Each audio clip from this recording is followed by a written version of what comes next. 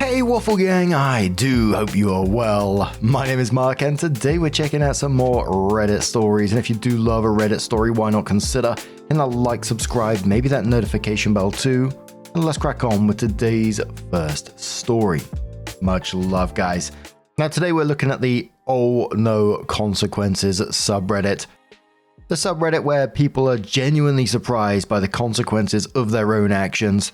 As always, these stories may not have updates, so if it's not for you, it's not for you, right? But I thought I'd just give you that warning before we do get started. But our first story comes from Am I the Arsehole Husband Dead Ex from the Am I the Arsehole subreddit, originally cross-posted to OhNoConsequences, but it does have an update, this one. Titled, Am I the Arsehole for not wanting my husband to go to his ex's funeral? I'll admit, I'm biased right off the bat. I couldn't stand her. I call her his ex to myself and others. He called her his friend. We're all in our early 40s. She died recently. Aneurysm. I've been with him for 10 years now, but he'd known her for 20 plus. The way he tells it, they were friends in college, decided to date, got married, then realized they weren't a great couple and decided to just be friends. All that happened years before I met him. He was clear early on that she was important. A couple of months into dating, it came up that his friend was actually his ex-wife. He explained the above to me, saying she was one of his closest friends and that it was purely platonic. I expressed some discomfort at him being so close to an ex, and he told me, that's fine. If you have a serious issue with it, let me know and save us some time. I'll choose her. I like you and all, but I've known her for over 12 years and she's one of the most important people in my life. You'll have to be okay with that if you want us to be a thing. When we're engaged, I asked again. He gave me this perplexed look and asked, why would us getting married affect my friendships? I sucked it up and went along. I resented every moment of knowing her, especially when we had to be social. She understood some part of him I couldn't. Her husband was friends with mine as well, so it's not like I could use him as an angle. He'd have lunch with the ex. They'd go to their geeky movies and whatever. The few times I brought it up, he said, we had this conversation before. You had your chance to back out.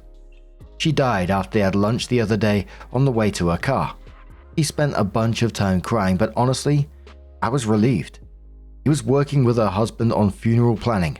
I told him, you don't think you're going, do you? My argument summed up, she's dead, so she's not a factor anymore. He doesn't get to use his she's my friend excuse since she doesn't exist anymore. He had his cry for a couple of days, he gets to be done with mourning her already. There's no need for him to go to her funeral since I wouldn't want her at his. He was the angriest I've ever seen him when I told him that, replying that he'll be going no matter how I feel, and that he's willing to burn this to the fucking ground while holding up his wedding band. Besides you, she was the closest friend in my life. Him, her husband, and my sisters are calling me an insensitive arsehole over this, all saying that there was no romantic aspect to their friendship and that I'm heartless. Her husband went so far as calling me a ghoul for how I've reacted. I never felt their relationship was appropriate, and I hid that for years because I wanted to be with my husband. Now that she's gone, I don't feel I should have to hide it anymore and can speak freely. Am I the arsehole for just wanting him to be done with her and for him to not attend the funeral? Ugh, dearie me, where'd you even start with this one? She was relieved that a woman died. She set almost like a deadline for him mourning, 2 days, and then you can't anymore for a 20-year friendship. And it just sounds like the husband was done with this bullshit. He's saying he's going to burn this to the ground while holding his wedding band. And you know, she knew what this is all about on their second date. He literally said, I'll choose her. And this is going to sound horrible to say, but she was almost getting what she wanted. All she had to do was stay quiet until the funeral was over.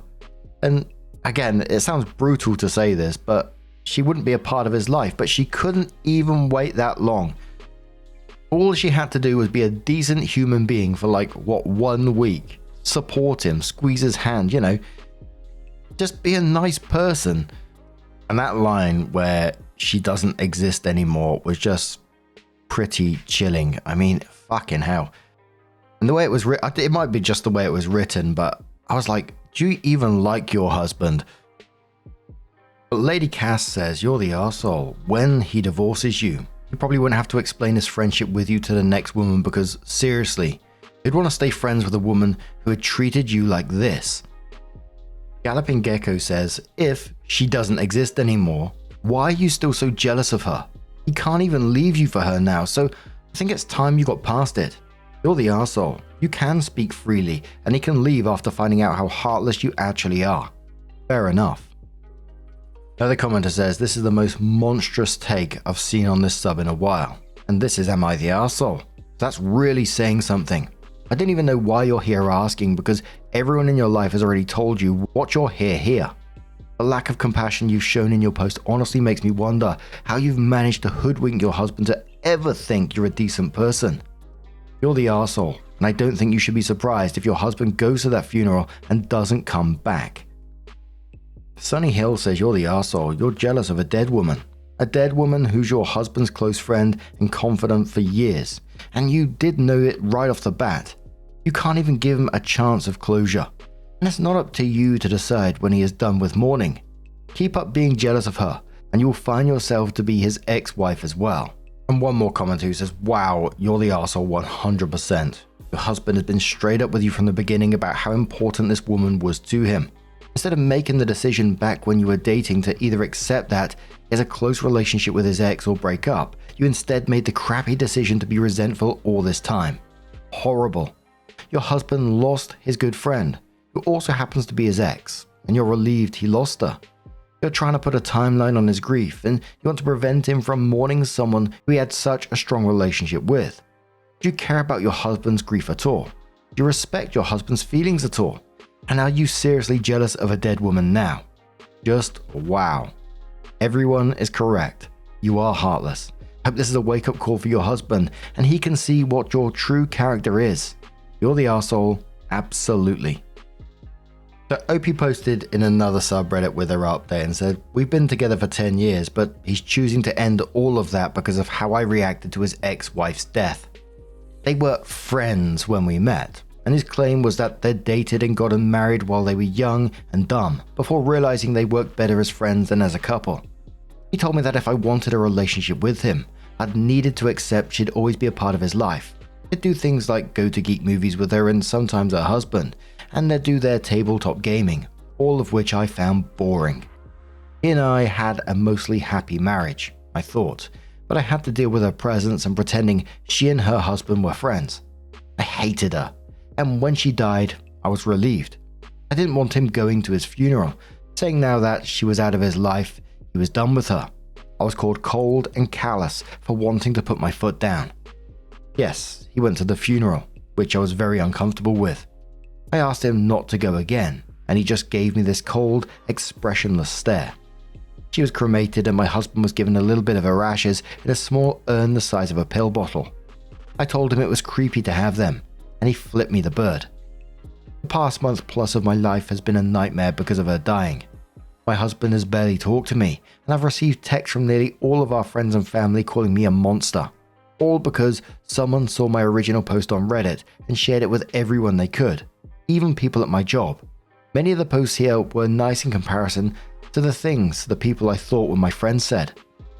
I was just out of town for several days on a work trip. On Friday I came home to a partly empty house, his car gone, and a petty sounding letter saying that we would be getting a divorce. Not that he wanted one, that it was going to happen, he'd already filed.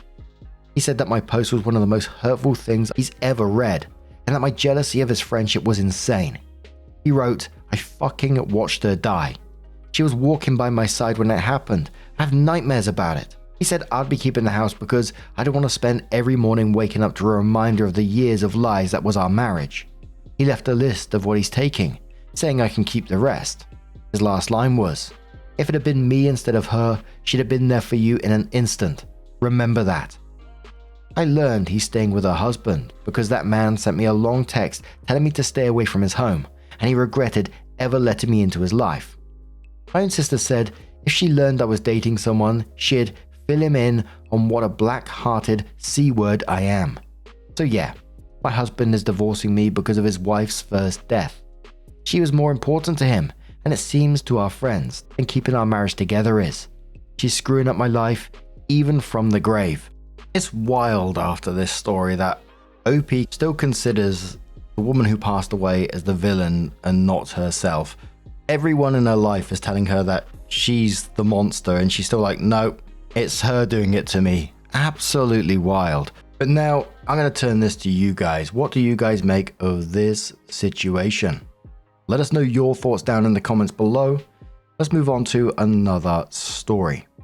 Now, our next story that was cross-posted across to the OhNoConsequences subreddit is titled Final Update to Husband Accused Me of Financial Infidelity.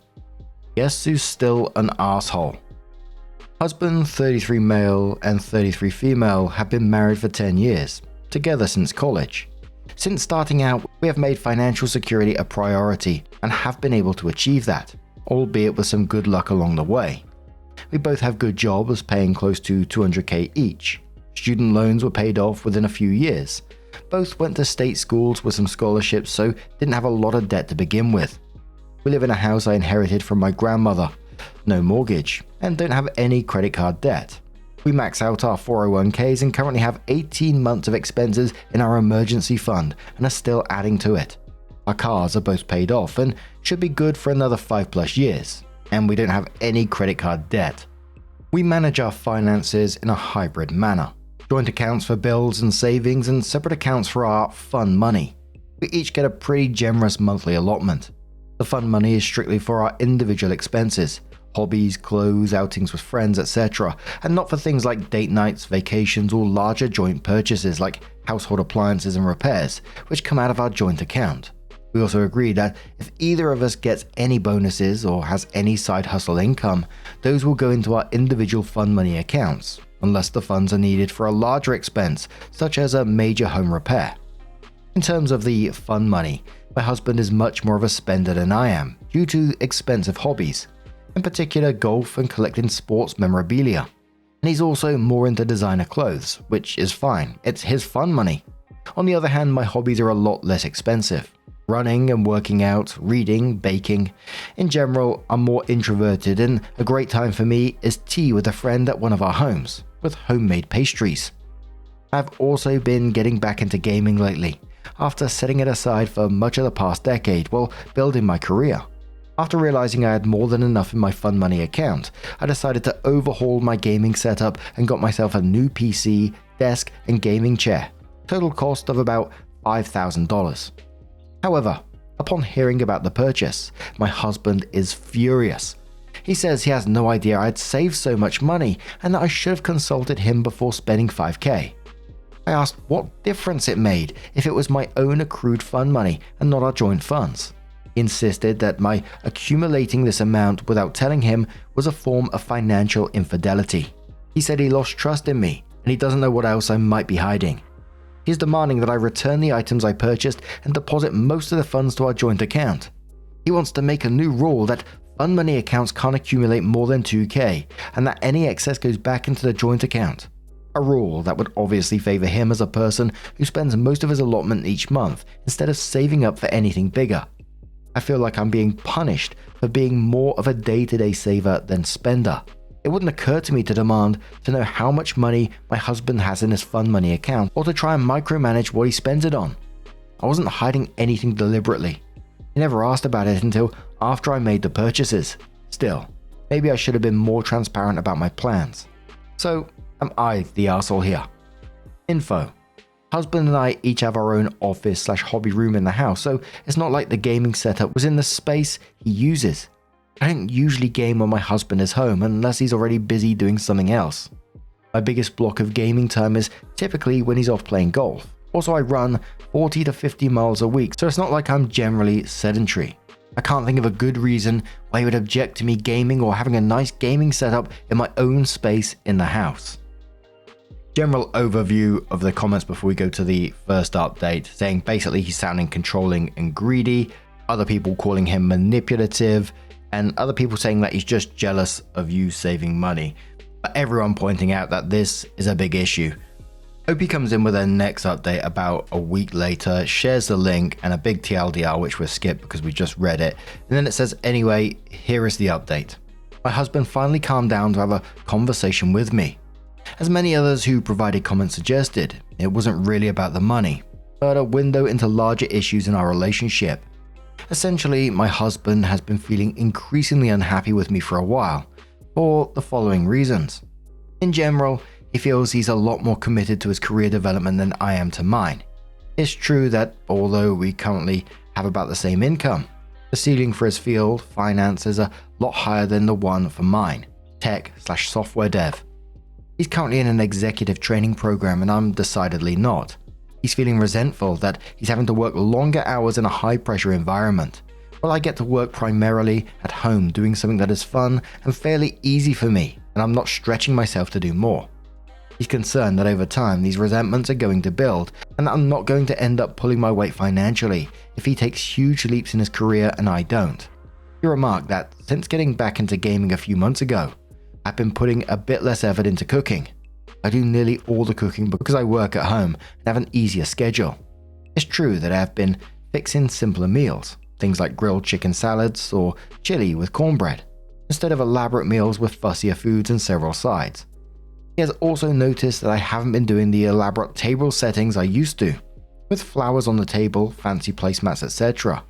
Honestly, I didn't realize he noticed or cared about this, but apparently he does. Acts of service are one of his main love languages, so overall, he's feeling a little neglected because of this. He also feels I'm not putting enough effort into my appearance. Not in terms of weight and body, I'm a long distance runner and slim, but in terms of things like clothes, hair, etc. It's true, I've never paid much attention to these things.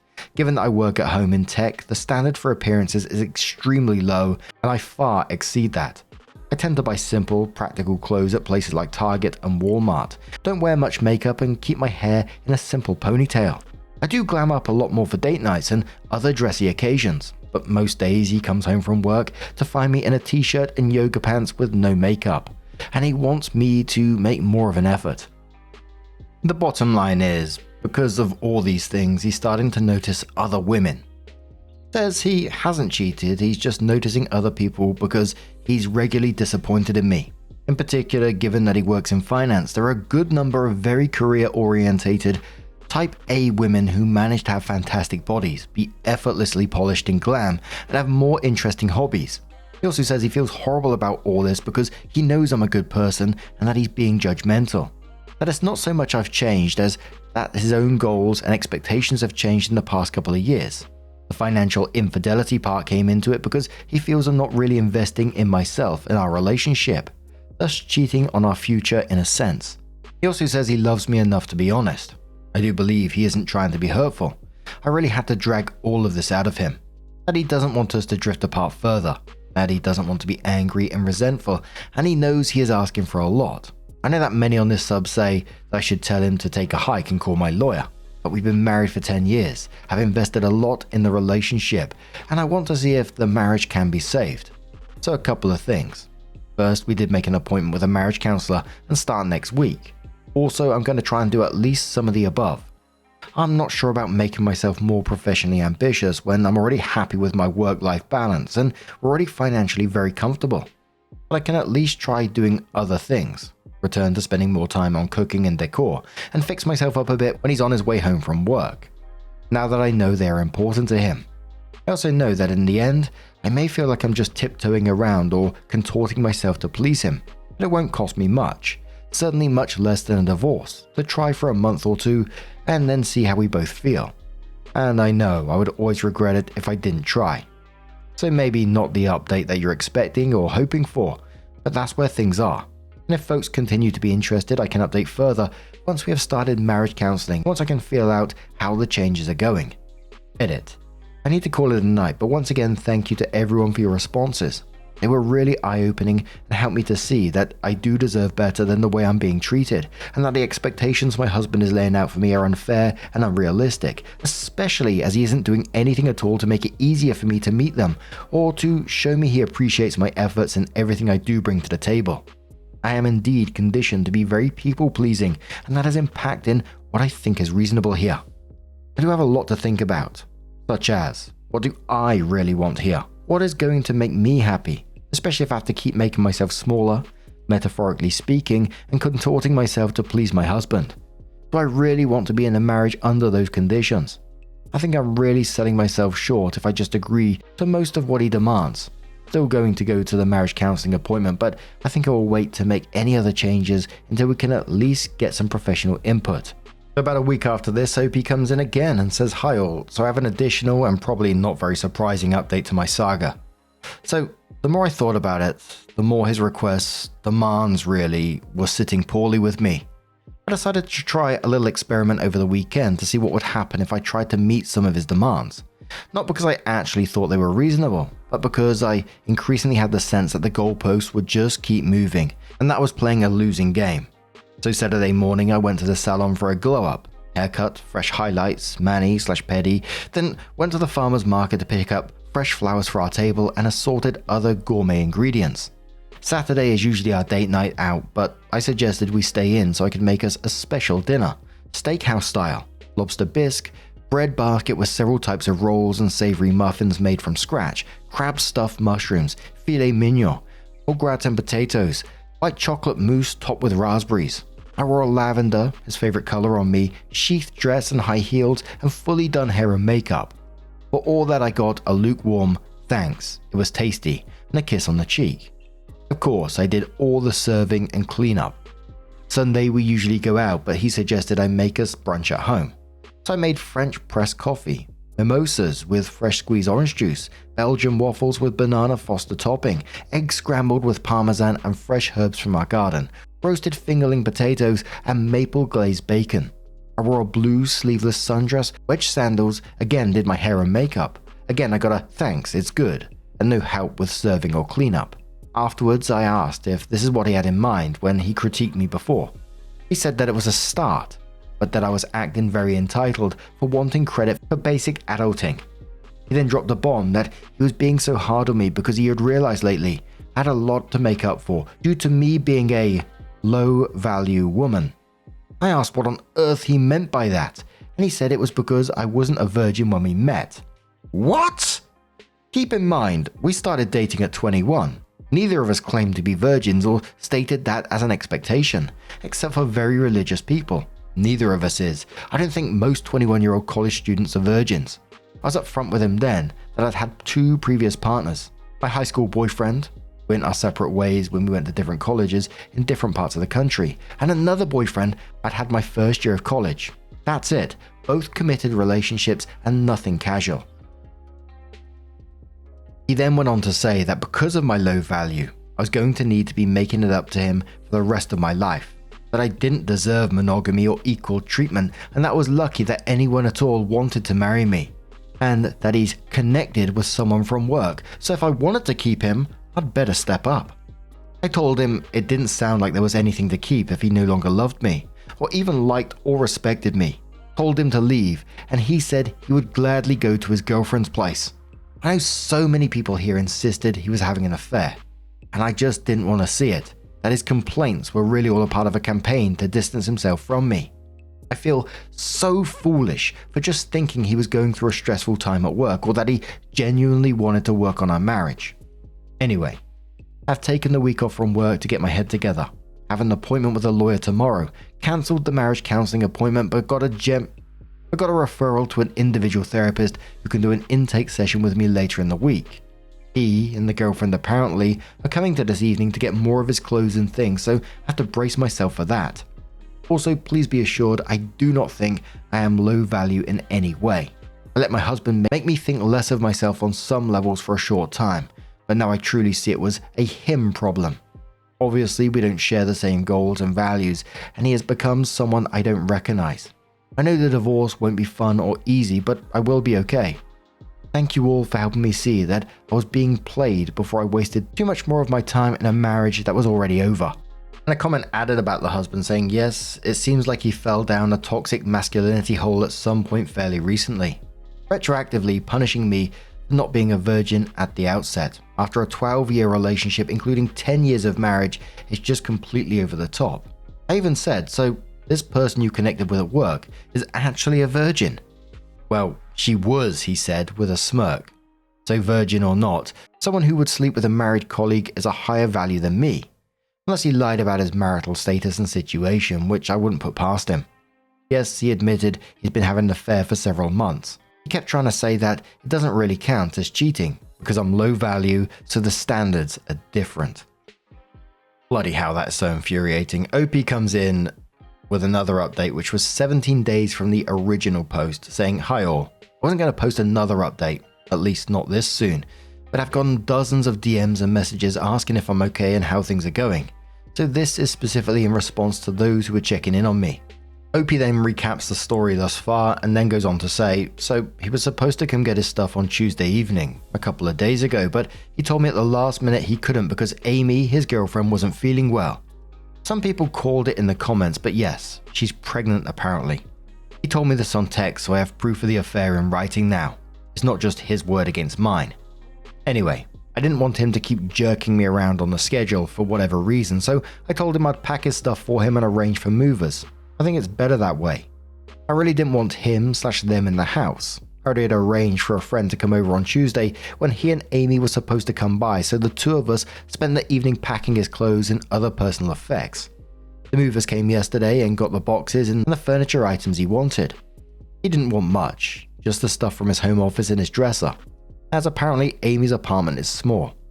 I provided a detailed inventory and photos of everything, which he approved, so he can't say that I broke or otherwise ruined his stuff. After that yesterday I went to the clinic to get STD tests. Won't have the results for a week or so, but thankfully I haven't had any symptoms. I met with my lawyer, who said I had a good case for grounds of adultery and mental cruelty if I want or need to go that route. At a minimum, is leverage to get him to settle quickly and quietly. Also lock down all finances within the parameters provided by the lawyer so that he can't empty our joint funds or take anything that belongs to me. Changed account beneficiaries and all that fun stuff. Changed the locks to the house too. I decided to take the advice of some of the commenters and am getting rid of the bed and other bedroom furniture I shared with him. I'm donating it. Someone is coming this afternoon to haul it off, and I'm going to completely redecorate the bedroom to my own taste. That will take a bit, staying in one of the guest rooms in the meantime. I'm also taking a spa weekend away, leaving tomorrow morning and back Sunday night, just to get a change of scenery before I have to go back to work next week. And yes, even after buying the gaming setup, I have plenty of fun money left in my account to afford my lawyer's retainer and redoing the bedroom as well as my getaway, with plenty left over. Here's to frugality when it counts. Those are the main updates for the moment. I'm doing better than expected, I think, and realizing more day by day that it really wasn't a good marriage, at least not for the last couple of years when he started expecting me to do everything around the house, and all the other emotional labor of ruining our lives outside of work, with no help, little to no gratitude. Amy sure is going to have her hands full. Edit once again, I cannot thank everyone here enough. I need to get ready for my spa weekend away, so apologies in advance if I've not responded to your comment or DM. But I'm really grateful for all the support and encouragement. Hopefully there won't be any more notable updates for a while. I really just want a smooth and easy divorce and to get on with my life. So please keep your fingers crossed for me. Hope you had some extra information about the incoming child, saying also he was hardcore child-free before. I didn't want kids either, but he was especially militant about it. I mean, maybe he changed his mind, but it doesn't seem like this was exactly a planned pregnancy. Plus, he can't even be bothered to put his own laundry in the hamper or put a dish in the dishwasher. How is he going to deal with an infant? Anyway, not really my problem. I guess he'll figure it out. Or not. Someone says, is he her superior at work? Opie says, my understanding is that they are peers. He isn't her boss. I don't think it's against the rules for co-workers of the same level to date. At least not as some of our, well, his really, friends met at work there, and it wasn't an issue. So for that reason, I think I'll stay out of it, especially as I do want him to stay gainfully employed until the divorce is completely final. Still, I agree it's awfully foolish to have an affair at work that results in pregnancy while one of the people is still married. I mean, you can't hide that messiness. It's going to be physically obvious. Someone says, how is a 24-year-old making the same amount of money as your ex? Opie says they're both in an executive training program for a fairly recent MBA graduates. Amy is apparently some sort of prodigy who got hers at 21. My soon-to-be ex started out in a supply chain management, and the company paid for his MBA, which he finished a couple of years ago. And after that, he moved to finance side and was accepted into the training program earlier this year. She's 24, apparently graduated from college at 18 and got her MBA at 21, and he just got his MBA a couple of years ago. was on a different business operation track before switching to finance. So it was a month after that post that Opie came in again.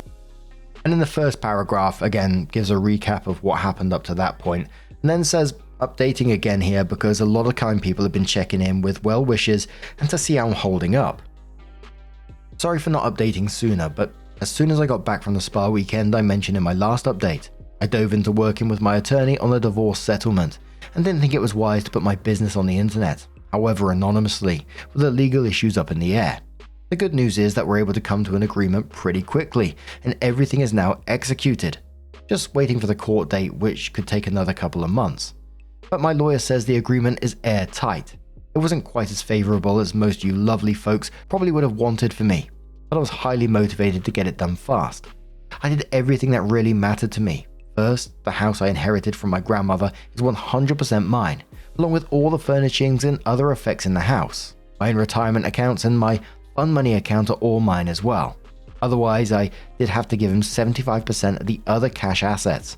Although he wasn't on the title for the house, he did contribute substantially to the large renovation we did, as well as the upkeep since then, and the house appreciated very substantially in the last year since we moved in. It's fine as I still have plenty of money, especially as I'm quite frugal most of the time and can rebuild cash savings quickly. Our agreement also states that neither of us has a claim on each other's past, present or future earnings, so in case something happens and he loses his job before the court date, I won't be liable for alimony. This is actually overall a very good deal for me and gives me a lot of security.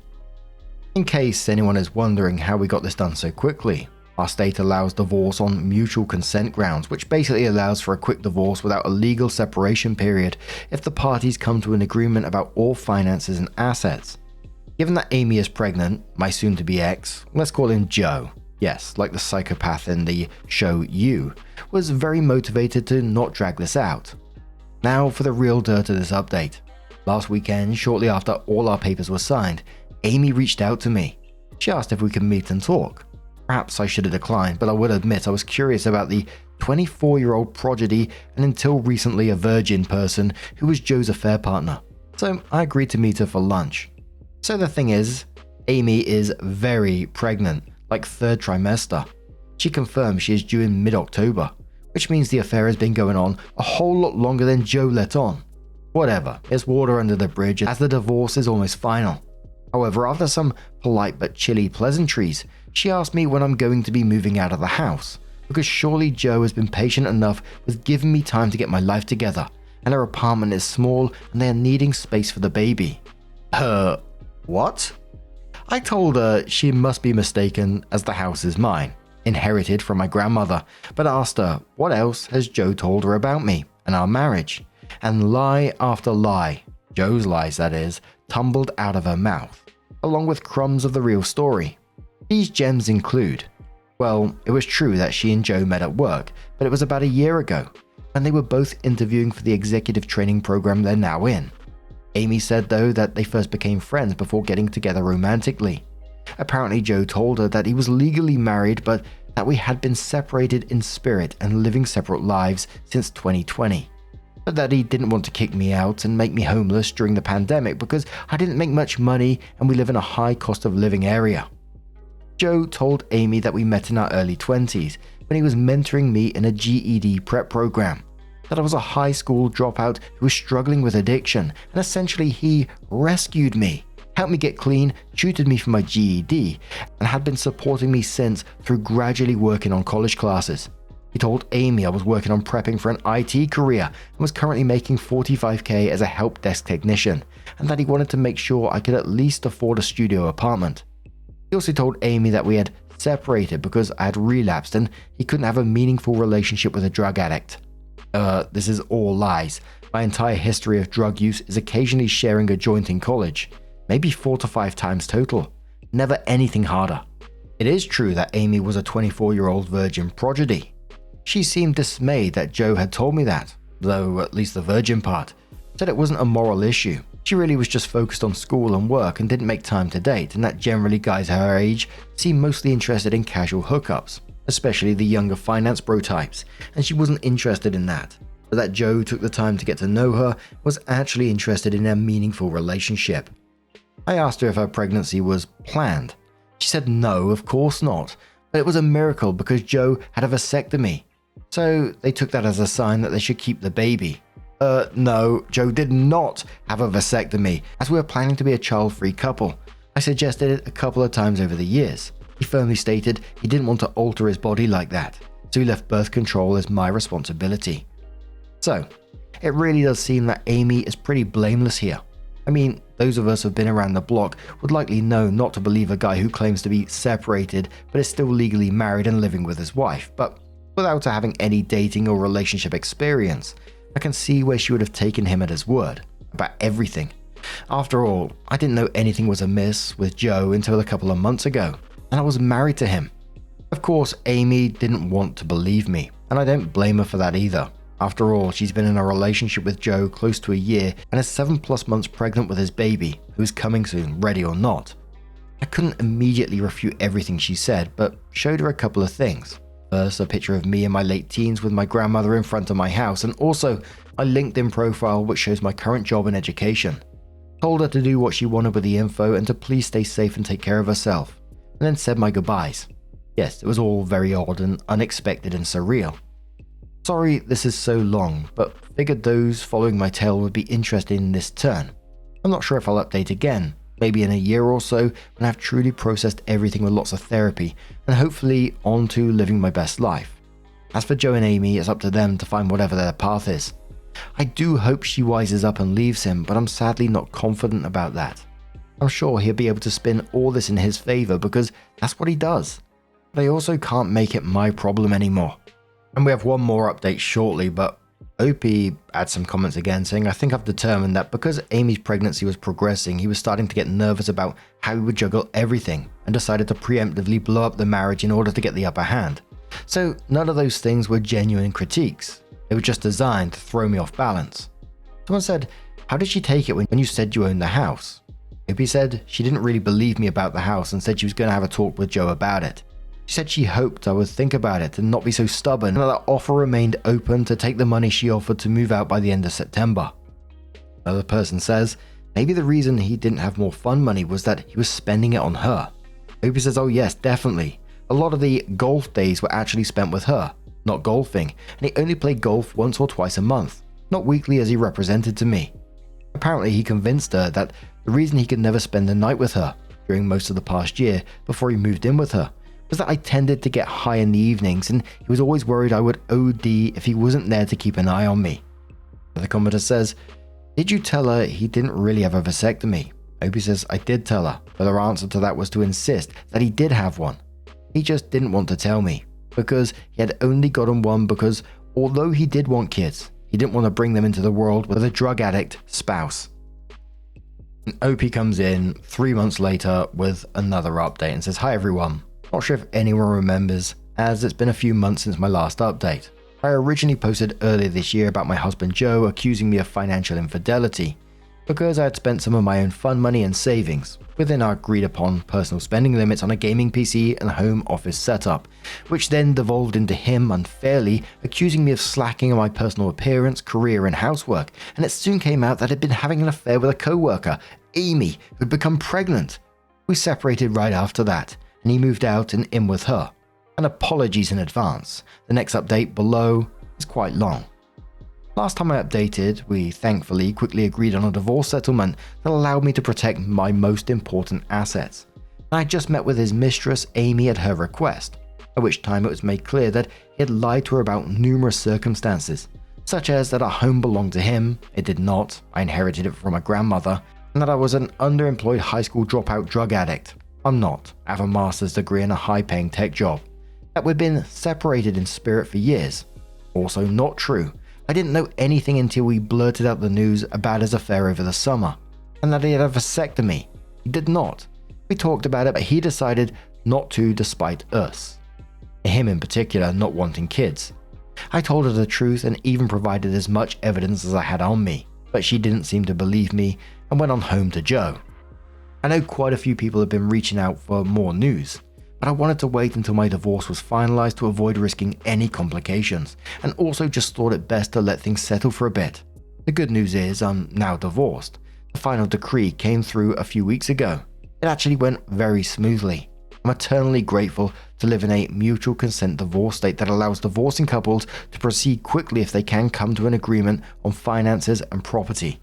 On the Joe and Amy front, after my last post, all was quiet for a couple of weeks, until Amy, her due date quickly approaching, reached out again to ask if I'd given any more thought to her offer to pay me $17,000 to vacate the house quickly, so that she and Joe could move in. Again, this is the house I inherited that I own free and clear, but Joe told her he owns it and that he was just giving me time to get my finances together before evicting me. At this point, I decided to package up a lot more evidence of Joe's lies to send on to Amy. I sent her a copy of the deed and property tax records showing the house is in my name only. I sent her copies of my diplomas to prove I'm not a high school dropout. I sent her some info on various professional associations I'm involved in and awards I have won to show I actually do have a senior level job and I'm not underemployed, as well as proof of my income. I sent her copies of all my drug test results for the past 5 years. I have a drug-free workplace and have to test 2 to 3 times a year to show I'm not an addict. I sent her timestamp photos and text exchanges to show that Joe was still having a romantic relationship with me until July this year. Nothing salacious, just photos of us showing G-rated affection, exchanging loving words over text, etc. I even found a text exchange from a couple of years ago when we last discussed him potentially getting a vasectomy, but his final decision not to proceed with one. A couple of days later, she responded. She believed me. However, in the end it didn't matter as Joe convinced her he had lied for very good reasons. The way they both tell the story, they met at work and were incredibly drawn to each other in a way that felt inevitable. However, due to Joe being married, he felt that if Amy knew he was, to that point, happily married, she would either turn away from him and miss out on the love of a lifetime, or she would go ahead with an affair but be consumed with guilt. So to avoid either of these outcomes, and especially to save Amy from guilt, Joe decided to create an alternative narrative, in which he was in a marriage that had ended for all intents and purposes years ago, in all ways but legally, because I was an uneducated addict who kept relapsing and couldn't get my life together. That was, she could essentially believe he was single. How noble of Joe to bear all the guilt alone. /sarcasm. Unfortunately, Amy said she understood and forgave him immediately. With a baby due any day, I suppose I can sort of understand the desire to justify the lies, even though the reality is horrifying. I suppose it's also not my problem anymore. Amy did have a baby over a month ago. I guess she and Joe will make whatever life together or not is meant to be. As for me, I'm doing very well. I actually got a big promotion at work. Not managing people, which I don't want to do, but we'll be working on higher profile projects with a 40% raise, which starts after the new year. The house is really big just for me, so I have a couple of roommates now. A friend who is also going through a divorce moved in, as well as a younger, mid-20s cousin who moved to the city for work. We're all having a lot of fun together. I'm not really ready to date yet. Still in therapy processing all the marital fallout, but getting there and looking forward to whatever new adventures life has to offer.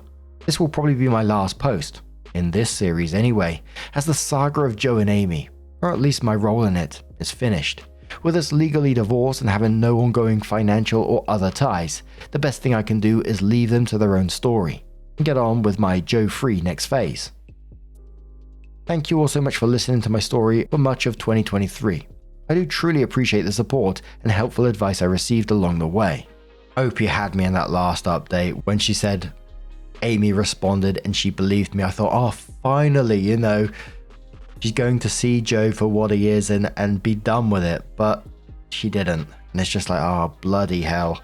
Oh no, consequences indeed. But I'm so glad that OP was just doing much better. OP's writing style throughout all this was really chill for what was actually happening in the background, right? It's like, what the fuck? There was so much going on with everything. And OP was just like, yeah, this is the way he spoke to me. He called me a low-value woman. I was just like, what the hell? A lot of people pointing out that it sounded like he'd been listening to some kind of, those influencers, right? I'm not going to mention the names of them here because, you end up with these assholes on your timeline then. But now I'm going to turn this one to you guys. Bloody hell, that one went on for a while. Let us know your thoughts down in the comments below. Now, just a huge thank you for being here today, getting involved in the stories, your love, your support, your time. It always means the absolute world to me. So thank you so much for being here. Truly, it's absolutely amazing. And hopefully, I'm going to see you in the next one. Take care and much love.